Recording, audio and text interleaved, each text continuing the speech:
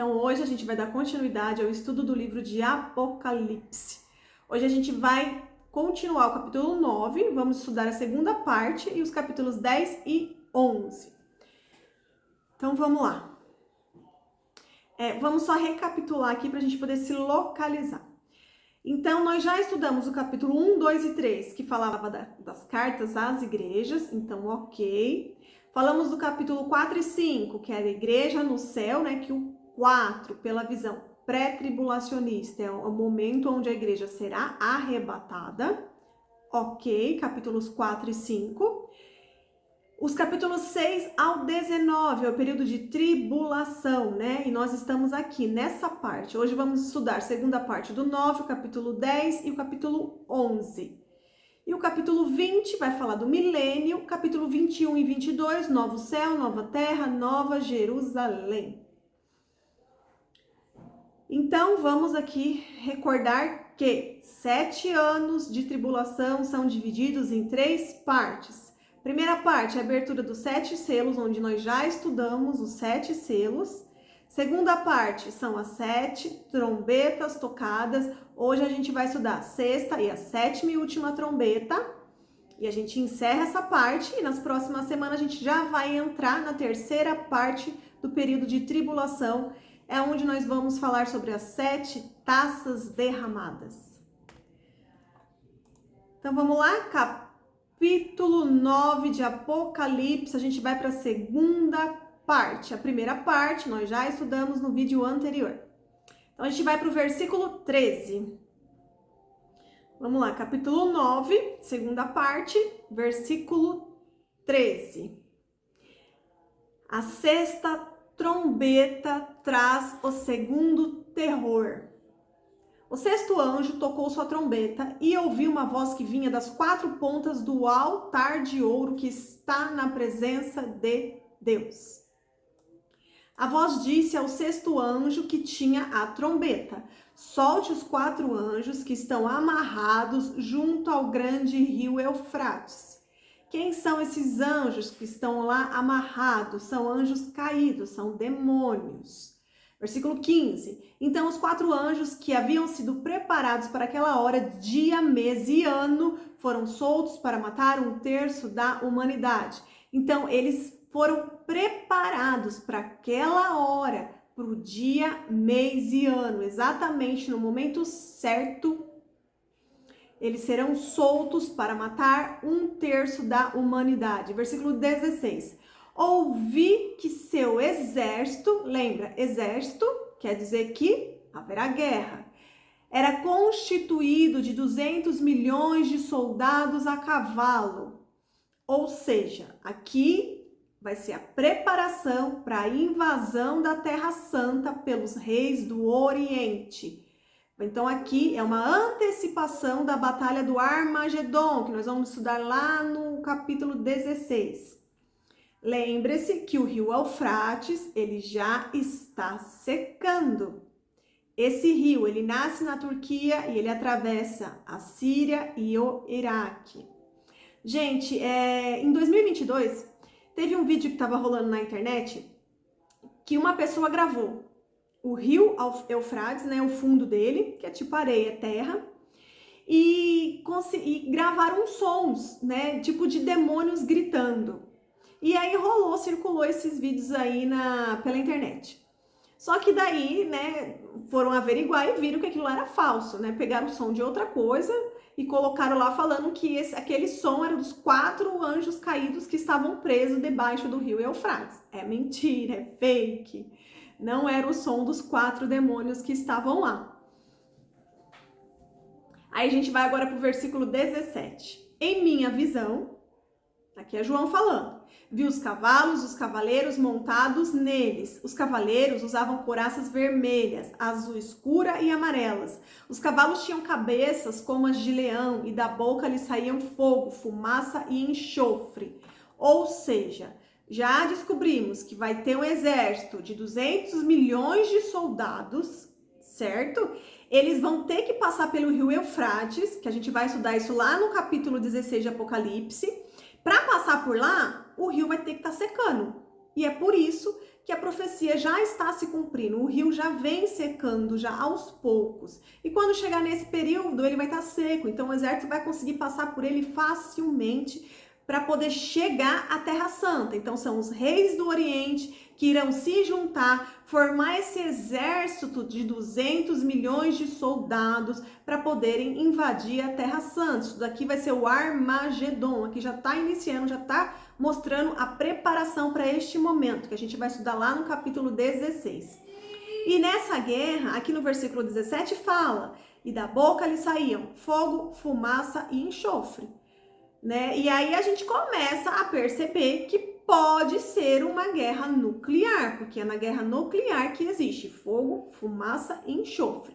Versículo 18. Um terço da humanidade foi morto por 3 pragas que saíam da boca do cavalo: o fogo, fumaça e enxofre. O poder dos cavalos estava na boca e na cauda, pois a cauda tinha cabeças como de serpente, com as quais feriam as pessoas. O que a gente precisa entender é que esses detalhes, né, por exemplo, aqui tá falando, o poder dos cavalos estava na boca e na cauda, pois a cauda tinha cabeças como de serpente, com as quais feriam as pessoas. Tem muitos vídeos que ficam tentando montar isso pela inteligência artificial, ou tenta mostrar que pode ser algum equipamento que nós temos hoje, mas a gente não precisa se apegar a isso. A gente precisa entender todo o contexto do que vai acontecer. Agora, esses detalhes, quem tiver, que eu espero que nós não estejamos aqui nesse período, irão descobrir que tipo de espécie é essa. Porque, lembra, João, ele teve essa visão há muitos anos atrás, mas muitos anos. Então, ele nem tinha internet, ele não tinha nada de acesso que nós temos hoje, né? Hoje, a gente consegue entender com muito mais facilidade, porque hoje, nos tempos modernos, nós sabemos que já existe a internet, que através da internet muitas vidas podem ser alcançadas.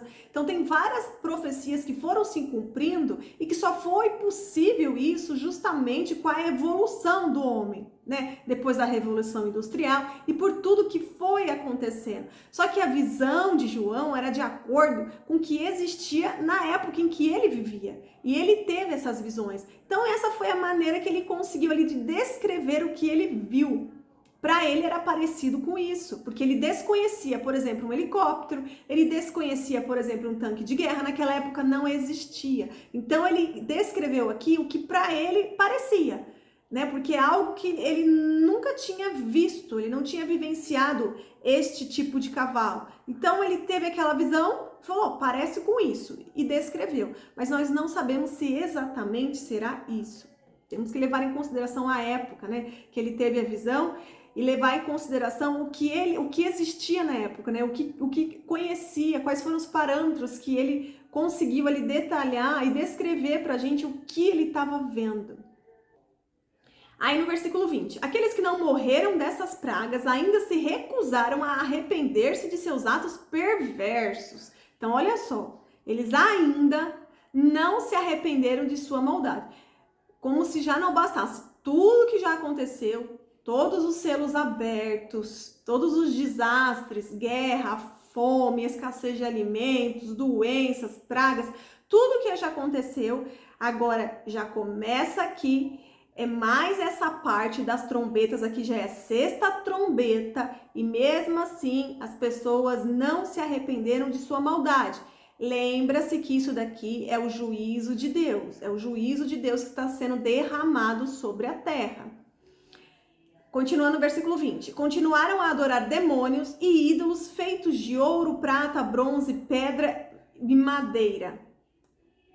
Ídolos que não podem ver, nem ouvir e nem andar. Porque, gente, qualquer objeto que é usado como idolatria, ele não vê, ele não anda, ele não fala. É um objeto.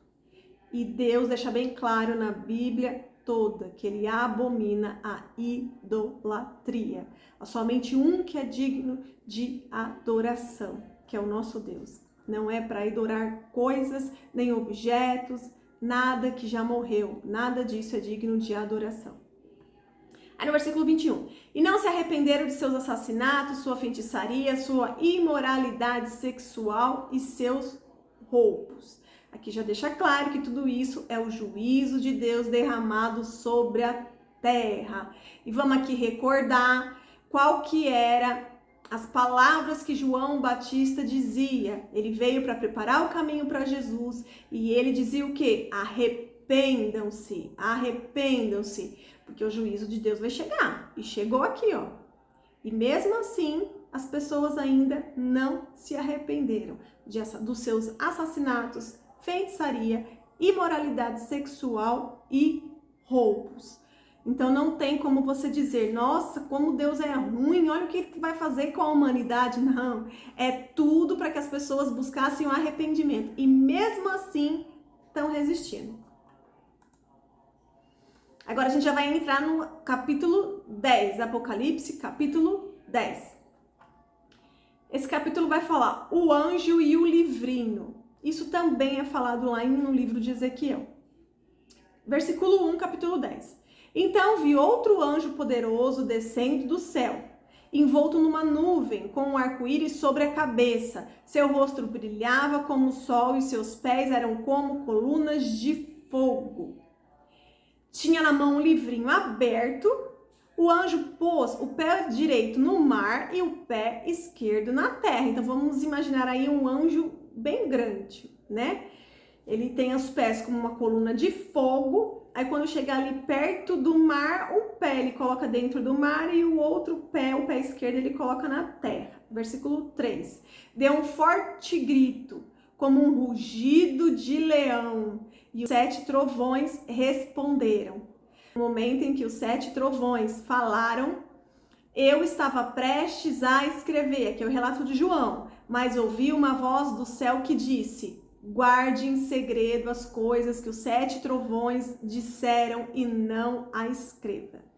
Então, olha só, João estava lá, tendo essa visão, e na hora que ele ia anotar o que estava para ser falado, no momento que os 7 trovões falaram, ele ouviu uma voz do céu que disse: não anota, isso é segredo.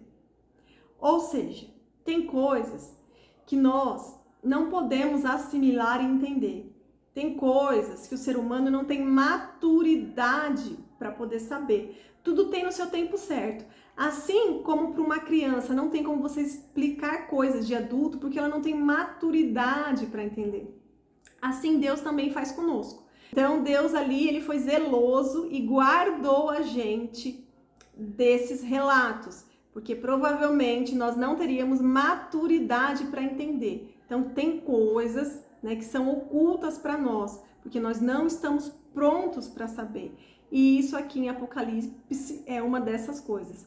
Aí no versículo 5, então o anjo que vinha em pé sobre o mar e sobre a terra levantou a mão direita para o céu.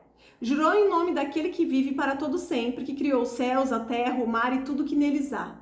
Não haverá mais demora, disse ele. Quando o 7º anjo tocar sua trombeta, o plano que Deus manteve em segredo se cumprirá, conforme ele anunciou a seus servos, os profetas. Então, tudo que foi anunciado até aqui, tudo já vai se cumprir. A 7ª trombeta já vai ser tocada. Aí no versículo 8, a voz do céu falou novamente comigo: vá e pegue o livro aberto da mão do anjo que está em pé sobre o mar e sobre a terra. Então me aproximei do anjo e pedi o livrinho. Por que aqui ele fala livrinho? Porque eu creio que esse anjo era grande, né? E o anjo segurando um livro, nas mãos do anjo era um livrinho, mas para ele era um livro. Né? Mas para o anjo que era grande, aquele livro se tornou um livro pequeno, por isso que é livrinho.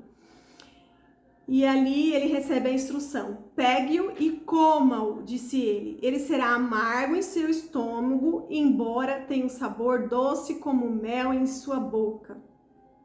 Então aqui João, ele estava ali deslumbrado com aquela visão. Então aquela visão tinha um sabor doce, ele estava vendo tudo ali que ia acontecer, a justiça de Deus caindo sobre a terra. Então aquilo tinha um sabor doce, mas o juízo aqui ia piorar. Então quando ele engoliu aquilo ali, que ele se deu conta daquilo, aí veio aquele amargo no estômago. Ok, é a justiça de Deus, né? E todos os dias nós pedimos para Jesus, volta logo, Jesus, porque nós não aguentamos mais tanta injustiça, tanto sofrimento, tanta desordem, tanta desigualdade, tanta maldade, tanta imoralidade sexual. Ninguém aguenta mais nada disso. Ninguém aqui dá conta, não tem ninguém capaz de dar jeito para esse mundo. É só Jesus, é só na volta de Jesus. Então ali João estava ali aliviado, Jesus está voltando, ele vai colocar ordem em tudo, é a ira de Deus para colocar o juízo nesse lugar. Só que depois, quando ele engoliu, ele se lembrou, mas agora vai piorar o sofrimento. E aqui, literalmente, ele comeu o livro, né? A gente não tem que se encher da palavra, tem que comer a palavra. É igual quando você vai estudar para a prova, né? Engole esse livro, come tudinho esse livro, você tem que aprender tudo. É exatamente aqui, ele literalmente tinha que comer o livrinho. Aí no versículo 10, peguei o livrinho da mão do anjo e eu comi, e minha boca era doce como mel, mas quando o engoli, tornou-se amargo em meu estômago, né? Porque Deus, ele exerce disciplina. Deus não passa a mão na cabeça. A palavra dele é justamente para nos confrontar. É disciplina de Deus. Versículo 11. Então me foi dito, é necessário que você profetize outra vez, através de muitos povos, nações, línguas e reis. Ou seja, se alimente do livrinho e profetize. É a mesma coisa com a gente. Se alimente da palavra e espalhe a palavra. A palavra é para ser espalhada, para que as pessoas saibam, é para que as pessoas se arrependam, para que elas aceitem Jesus, para que elas possam ser salvas. Nós pertencemos ao exército do Senhor aqui na terra. Nós somos os trabalhadores da última hora e tem muito trabalho, temos que ganhar almas para Deus. A nossa função aqui, todo mundo foi enviado para essa terra com um propósito, e o propósito em comum que todos têm é ganhar almas para o reino de Deus, é avançar, é ganhar almas, porque o inimigo está trabalhando, ele trabalha dia e noite, ele não descansa, e ele principalmente quer ganhar as pessoas que estão em cima do muro. O inimigo está aí trabalhando, querendo ganhar a alma dessas pessoas. Mas nós fomos feitos imagem e semelhança a Deus. Satanás não foi feito imagem e semelhança, ele é um anjo caído. Mas o ser humano, ele foi feito a imagem e semelhança. Nós temos autoridade no nome de Jesus de avançar e ganhar almas para o reino de Deus aqui na terra. E esse é o propósito em comum que todos nós temos. E além do propósito em comum, nós também temos o nosso propósito, a nossa missão individual, que nós temos que descobrir, tendo uma identidade em Cristo, tendo intimidade com Deus, permitindo que Deus nos mostre quais são os nossos talentos, o que foi que Deus nos confiou para que a gente execute um bom trabalho, para que a gente multiplique, para que a gente transborde. Seja lá qual for a sua missão, é cumprindo a missão e servindo a Deus, fazendo tudo da melhor forma possível. E sempre avançando e ganhando almas, é se enchendo da palavra, falando a palavra, praticando a palavra, porque através das suas ações, as pessoas, elas vão olhar, elas vão observar e vão falar, não, eu gostei da atitude. Por que você fez isso? Aonde que você aprendeu? Eu quero aprender também. E é a partir daí que a pessoa cria o interesse pela palavra. E aí ela é ganha para o reino de Deus. A alma é salva para a eternidade. Capítulo 11, versículo 1. Aqui vai falar das duas testemunhas. Depois disso, recebi uma vara de medir e me foi dito, vá e tire as medidas do templo de Deus e do altar, e conte o número de adoradores. Não meça o pátio exterior, porque ele foi entregue às nações. Elas pisotearão a cidade santa durante 42 meses. Darei autoridade às minhas duas testemunhas, e elas se vestirão de pano de saco e profetizarão durante 1260 dias. 1260 dias equivale a 3 anos e meio, é a segunda parte da tribulação. Aqui entra a segunda metade da tribulação. É a segunda parte da 70ª semana de Daniel. Lembra que a gente já estudou? Aí no versículo 4. Essas duas testemunhas são as duas oliveiras e os dois candelabros que estão diante do Senhor em toda a terra. Se alguém tentar lhes fazer mal, da boca lhes sairá fogo e consumirá seus inimigos. Assim deve morrer quem tentar lhes fazer mal. Então, essas duas testemunhas estão super protegidas. Elas têm poder para fechar o céu, a fim de que não chova durante o tempo que profetizarem, e têm poder para transformar a água em sangue, para ferir a terra com pragas de toda espécie, quantas vezes desejarem.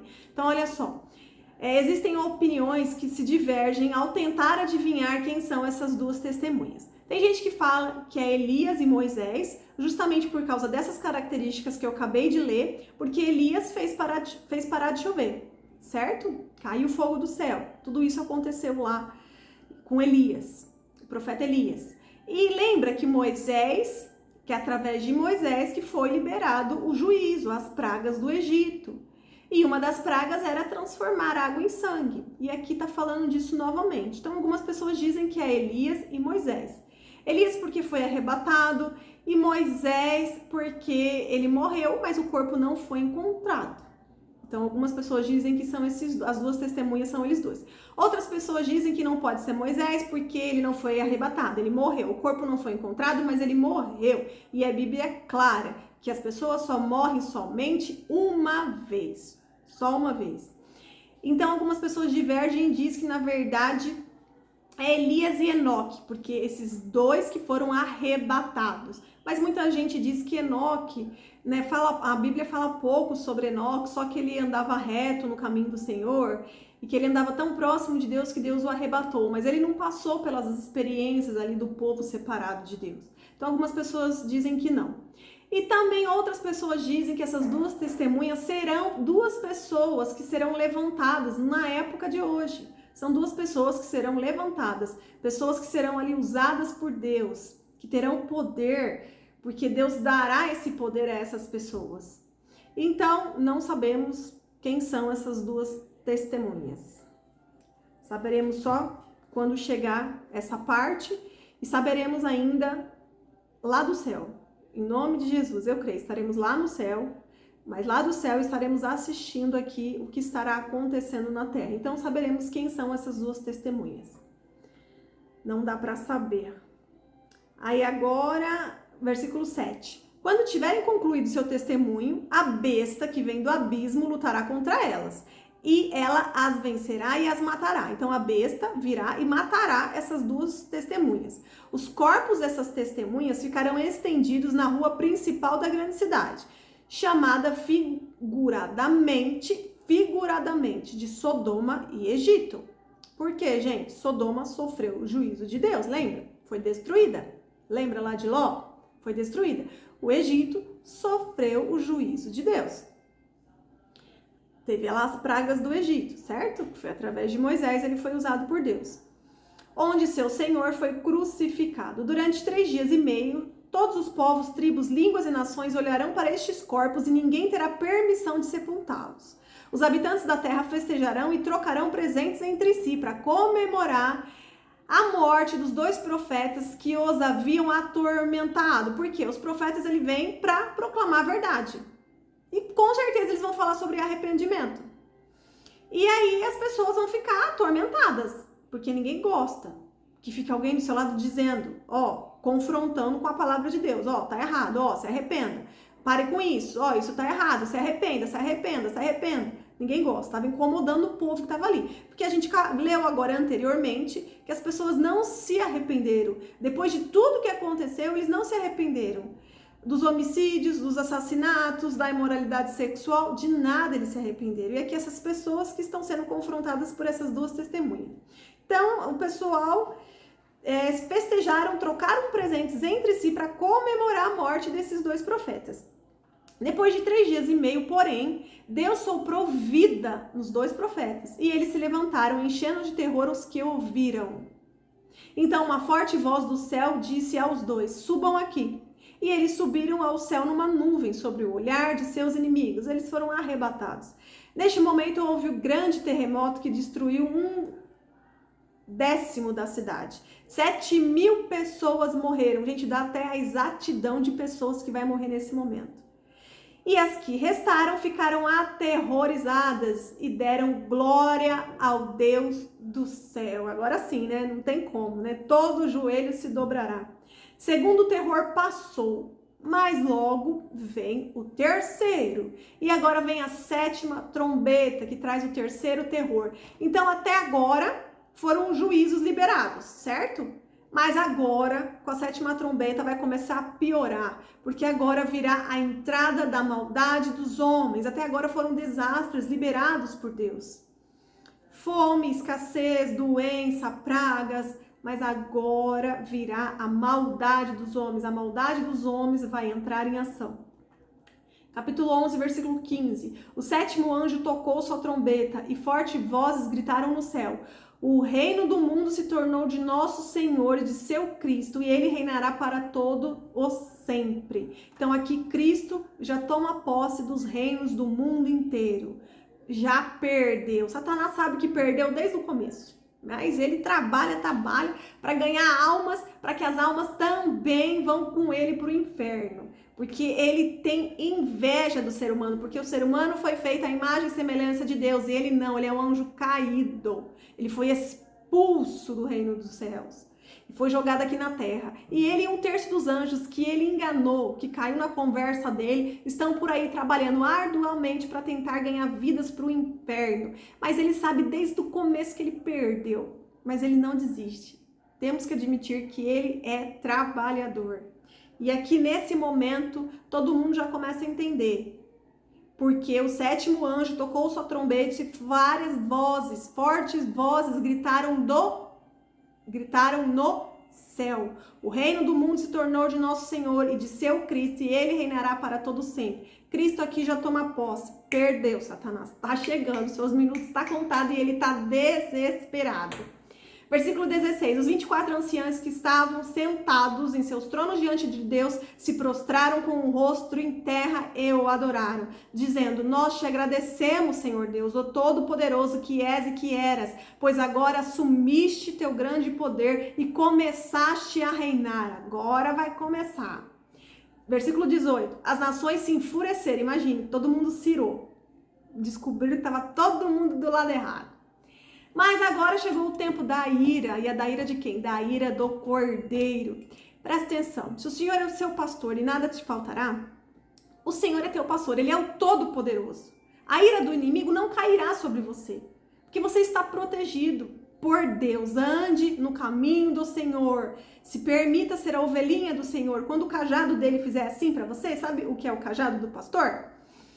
Ele anda com cajado, podendo assim dar uns tapinhas na sua ovelha para que a sua ovelha não saia do alcance da sua visão. Vem para cá, ovelhinha. É o cajado do Senhor. Vem para cá, ovelhinha. Ande aqui no caminho reto. Não vá para lá que é perigoso. Não vá para lá que você vai cair na conversa do inimigo. Assim como Adão e Eva caíram. Esse é o cajado do Senhor. E ele sempre tá dando lá umas palmadinhas. Umas palmadinhas não, né? Uma cajadinha. Sabe? Uma cajadinha. E ali você está protegido. Agora, quem não pertence ao rebanho do Senhor, tá lascado. Porque quando a ira do Cordeiro vier, não há inimigo, não há ninguém que possa te proteger da ira do Cordeiro. Continuando no versículo 18, é tempo de julgar os mortos, então aí haverá ressurreição. Lembra que os mortos ressuscitarão? E de recompensar teus servos, os profetas, assim como teu povo santo, e todos que temem o teu nome, desde os pequenos até o grande. Haverá tribunal de Cristo, haverá o galardão, receberemos o galardão. É tempo de destruir todos que causaram destruição na terra. Então será o tempo de destruir todos aqueles que causaram destruição na terra. Então será a destruição dos ímpios, daqueles que não creram, porque até agora, mesmo no período de tribulação, as pessoas tiveram a oportunidade de se arrepender e se prostrar ao Deus, ao único Deus, o único e verdadeiro. E mesmo assim, a gente acabou de ler que eles não se arrependeram. Pois então agora aguenta, porque agora virá a ira do Cordeiro. Versículo 19. Então se abriu no céu o templo de Deus, e dentro do templo foi vista a arca de sua aliança. Houve relâmpagos, estrondos e trovões, um terremoto e uma grande tempestade de granizo. Lembra, gente, que quando nós estudamos o Pentateuco, onde Moisés ele recebeu todas as instruções de como ele deveria construir o tabernáculo no deserto, que era o tabernáculo móvel, Para ele saber todos os detalhes, ele teve uma visão. Nós conversamos sobre isso naquela época.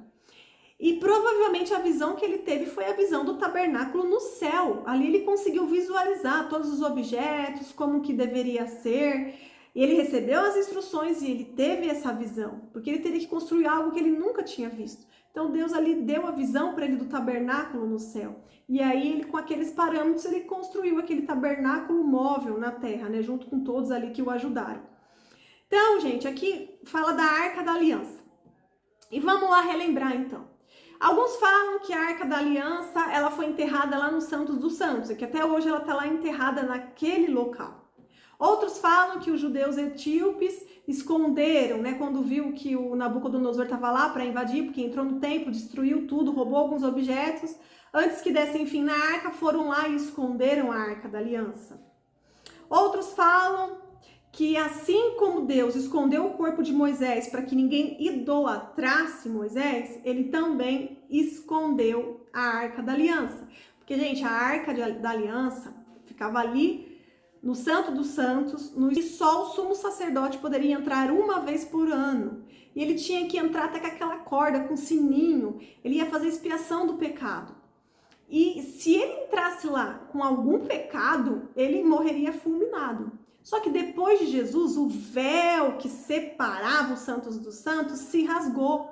Porque Jesus é o caminho, a verdade e a vida. Ninguém vai ao Pai se não for por Ele. Não precisa mais de arca de aliança, não precisa mais de nenhum objeto do tabernáculo, nada disso. Não precisa de mais nada disso. O que precisamos é aceitar Jesus como o único Senhor e Salvador. Então, por este motivo, para não idolatrarem a Arca da Aliança, algumas pessoas levantam essa hipótese, que Deus escondeu, o próprio Deus escondeu a Arca da Aliança, assim como ele escondeu o corpo de Moisés. Porque imagine tudo que Moisés fez. Se o corpo de Moisés não fosse escondido, eles talvez iriam mumificar, como os outros países faziam. E não foi isso que Deus instruiu. Mas talvez eles fariam isso para poder idolatrar Moisés. E ninguém é para ser idolatrado. Ninguém. Então Deus foi e escondeu o corpo de Moisés. Jesus, ele é o nosso sacrifício. Ele pagou o alto preço naquela cruz. E através dele, nós temos acesso ao Deus Pai. Então, nós não precisamos mais do tabernáculo, da Arca da Aliança. Não precisamos mais que o sacerdote faça expiação dos nossos pecados. Nós somos falhos e pecadores, mas através de Jesus, temos acesso ao Pai. É só aceitando Jesus, crendo, sendo batizado. Você passa a ser cordeiro com Jesus Cristo. Você é adotado como filho. Você tem acesso ao Pai. Jesus é o caminho. Não é a Arca de Aliança que é caminho. Não é o judaísmo que é caminho. Não é nenhum tipo de idolatria que é caminho. Ninguém mais é caminho. É só Jesus que é o caminho, a verdade e a vida. É só através deles que nós chegamos ao Pai. Então é por isso que nada precisa ser idolatrado, nada, nenhum objeto e nem ninguém, é só Jesus. É Ele que é o nosso Rei e nosso Salvador. E aqui nós estamos lendo que Jesus, ele é amor, mas ele também é justiça. Deus é amor, ele não tem amor, ele é o amor, mas ele também é a justiça. E a ira vai cair sobre a terra, para que todas as injustiças sejam derrotadas, para que todas aquelas pessoas que não se arrependerem dos seus pecados sejam destruídas e vão queimar no fogo do inferno, junto com Satanás, junto com os principados, juntos com as potestades. Aí aqui no final eu coloquei de novo aquele slide, né, da 70ª semana de Daniel. E aqui encerramos o capítulo 11. E aqui no capítulo 11 nós entramos nesse segundo período de tribulação. É o segundo período da 70ª semana de Daniel. Gente, essa parte aqui que falou do tribunal de Cristo, do galardão, tudo isso a gente vai estudar mais pra frente. Lembra que a gente falou? Quando as pessoas forem arrebatadas, os mortos ressuscitarão.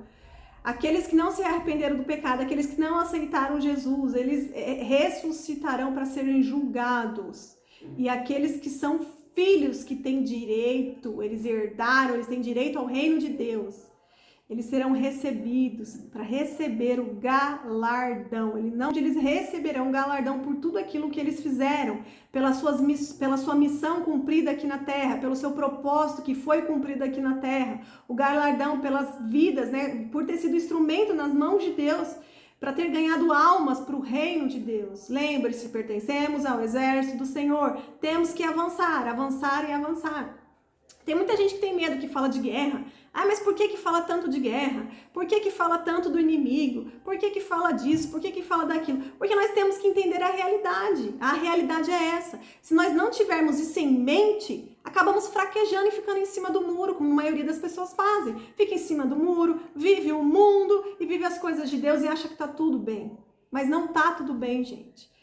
Porque os principados e potestades, eles trabalham para tentar ganhar as almas das pessoas que estão em cima do muro. Porque quem está posicionado, eles batem retirada, eles não perdem muito tempo com essas pessoas. Porque por mais que as pessoas sejam falhas e pecadoras, por mais que elas fraquejem, eles sabem que ali eles não podem tocar, porque o maligno não toca. Eles vão tentar ali de alguma forma desestruturar, ficar jogando setas, tentar mexer no nosso psicológico, na nossa mente, mas eles sabem, aquele ali é protegido do Senhor, não vão perder muito tempo. Eles vão perder tempo com quem? Com quem está em cima do muro, não tem jeito. O único que sonda os nossos pensamentos, o nosso coração, é Deus. Mas eles ouvem e eles observam as nossas atitudes. E através disso, eles trabalham arduamente para querer ganhar almas pro inferno. Porque eles já perderam, eles sabem disso. Mas eles não querem ir pro inferno sozinhos. Eles querem encher o inferno de almas.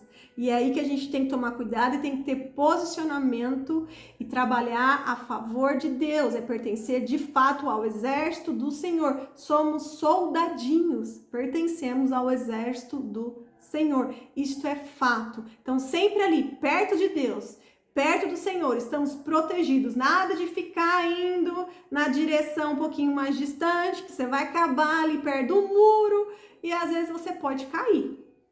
Ninguém sabe o dia e a hora. Você tem que estar no lugar certo, na hora certa. Lembra lá das virgens. Aquelas que estavam dormindo, vacilaram. Chegou um momento, elas ficaram. Então, nós temos que estar sempre vigilantes, orando e com intimidade com Deus. E uma fortalecendo a outra para estar sempre próxima de Deus. Então, é isso. Aí, agora a gente agora só vai ter mais 4 encontros e aí a gente já termina o Apocalipse. Só vai ser mais 4. Aí nos próximos 2 encontros a gente vai finalizar essa segunda parte da grande tribulação. Depois no outro a gente vai falar do milênio e depois no outro é do novo céu, nova terra e nova Jerusalém. É onde Jesus vai governar. Vocês imaginam? Eu tô desesperada esperando Jesus governar, porque não dá mais para aguentar tanto sofrimento nessa terra. Quantas coisas que a gente não tem acesso hoje pela internet, tanto sofrimento, tanta injustiça.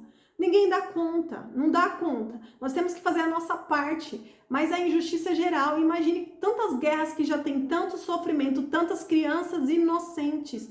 Tudo isso só vai acabar quando Jesus voltar e reinar sobre os céus, a terra e a nova Jerusalém. Por isso que nós temos que clamar, Maranata, volta, Senhor Jesus, volta logo. Tem gente que fala, nossa, você fica falando, volta pro Apocalipse. Vem sim, que vem o Apocalipse. Que caia a ira do Cordeiro sobre aquelas pessoas que não querem se arrepender. Acabou o tempo, tá chegando, não dá mais para esperar. O que a gente não pode mais ver é criança inocente sofrendo, é pessoas sendo injustiçadas, é pessoas que têm autoridade sobre o governo fazendo injustiça com outras pessoas. Isso vai acabar. Se essas pessoas não se arrependerem, elas sofrerão a ira do Cordeiro. Por isso que nós temos que orar, por isso que tem que estar em santidade para atrair o avivamento. Todo mundo fala, o avivamento é o avivamento. Ele tem que acontecer antes do arrebatamento, antes da segunda vinda do Cordeiro. E isso acontece junto com o arrependimento dos seus, meu, seu, de todos nós. Nós temos que orar e clamar, volta logo, Jesus. Porque tem muitas coisas que nós não conseguimos fazer e só Jesus fará. Ele vai botar ordem em tudo, ele vai trazer justiça sobre essa terra. Pensa aí em todas as atrocidades que você conhece. Quem que é capaz de fazer justiça? Ninguém, é só Deus mesmo. Então a gente tem que orar, Maranata, ora vem Jesus e que ele venha logo e governe sobre a terra. Aí viveremos num governo justo, aí descobriremos o que é um governo de fato justo. E nós vamos agora estudar também depois que Deus vai escolher os seus para poder governar junto com ele. Jesus, ele vai escolher as pessoas que vão governar, porque imagina, esse planeta todo para ser governado, vai ter que existir uma hierarquia, vai ter que existir um governo, vai ter que ser tudo organizado, né? E pessoas usadas por Deus irão participar, irão ajudar Jesus a governar a Terra. Eu anseio demais por isso, porque eu não aguento mais ver tanta injustiça e a gente não poder fazer nada. É muito injustiça. A única coisa que dá pra gente fazer é orar, orar, chorar, chorar, se arrepender dos pecados e pedir que Jesus volte logo. Porque realmente tá chegando, é o fim dos tempos. Muito sofrimento. É isso, gente. Vamos orar então para terminar? Muito obrigado, Senhor. Obrigado porque a sua graça nos alcançou, Senhor. Muito obrigado, papai. Que o seu Espírito Santo nos convença do pecado, para que a gente possa ser limpo e purificado todos os dias, papai. Ilumina o nosso entendimento, Senhor. Queremos ser instrumentos em sua mão, papai. Tenha misericórdia, papai. Abra os nossos olhos, faz com que a gente possa enxergar o mundo espiritual, papai, para que a gente possa agir, Senhor, de forma correta, de forma que te agrada, Senhor. Queremos te agradar, papai. Queremos ter um coração ensinável, Senhor. Renova a nossa mentalidade, papai. Que toda a sua palavra que nós estamos lendo, ouvindo, Senhor, que ela entre em nossa mente, que a nossa mente seja renovada, Senhor. Cuida, Senhor, dos seus, papai. Tomamos posse, Senhor, tomamos posse porque somos protegidos por ti, Senhor. O maligno não nos tocará, papai. Que todo principado, que toda potestade, que todo inimigo que queira estar armando algo contra nós, que ele caia por terra em nome de Jesus. Que os planos do inimigo sejam frustrados, Senhor. Nos encha de saúde, papai. Nos encha de vigor, papai. Nos dê entendimento para entender o nosso propósito, papai. Para que a gente possa cumprir o nosso propósito, papai. Deixe claro, Senhor, a nossa missão, papai. Se é missão como mãe, se é missão como pai, se temos que cumprir a missão no trabalho que nós realizamos hoje, nos locais que nós frequentamos, papai. Nos fortaleça para que a gente possa cumprir essa missão, Senhor. Queremos agradecer por tudo que o Senhor confiou em nossas mãos, papai. Nos capacita, Senhor, para que possamos fazer um bom trabalho, papai. Clamamos por inteligência, por sabedoria, Senhor. Renova a nossa mentalidade, Senhor. Limpa, purifica cada um de nós, papai. Envie seus anjos, Senhor, para acampar ao redor de todas as casas, papai, dessas pessoas que estão aqui ouvindo a sua palavra, papai. Que os seus anjos nos protejam, papai. Que os seus anjos guerreiem no mundo espiritual a nosso favor, papai. Somos selados, somos separados, papai. Estamos trilhando o caminho da santificação. Queremos te agradar, Senhor. Muito obrigado por todas essas vidas, papai, que está aqui ouvindo a sua palavra, papai. Abre as comportas do céu, Senhor. Que caia chuva de bênção sobre as nossas vidas, papai. Recebemos, nós cremos, papai. Em sua palavra diz que basta bater, bata e peça que lhe será dado, papai. E o que nós estamos aqui hoje reunidos e pedindo, papai, é entendimento, é sabedoria, papai, é inteligência, papai, para poder cumprir com o seu propósito, papai. E sabemos que todas as outras coisas serão acrescentadas, papai. Não haverá momentos de escassez, porque o Senhor virá com a provisão. Nós cremos, Senhor. Nos dê estrutura, papai. Que nosso espírito esteja sobre a carne, que nosso espírito prevaleça contra a carne, papai. Queremos ter controle emocional, papai. Nos lembre, papai, em todo momento, que só tu és digno de toda adoração, toda honra e glória só para ti. Nos prostramos aos seus pés, Senhor. Muito obrigada, Jesus, por nos ensinar a ser obedientes, Jesus. Muito obrigada porque graças a ti fomos adotados como filhos, somos cordeiros com você, Jesus, o Senhor Jesus. Muito obrigada, Senhor Jesus, muito obrigada. Que honra ter um irmão mais velho e é o Senhor Jesus, o Todo-Poderoso. Muito obrigada. Em nome de Jesus, amém.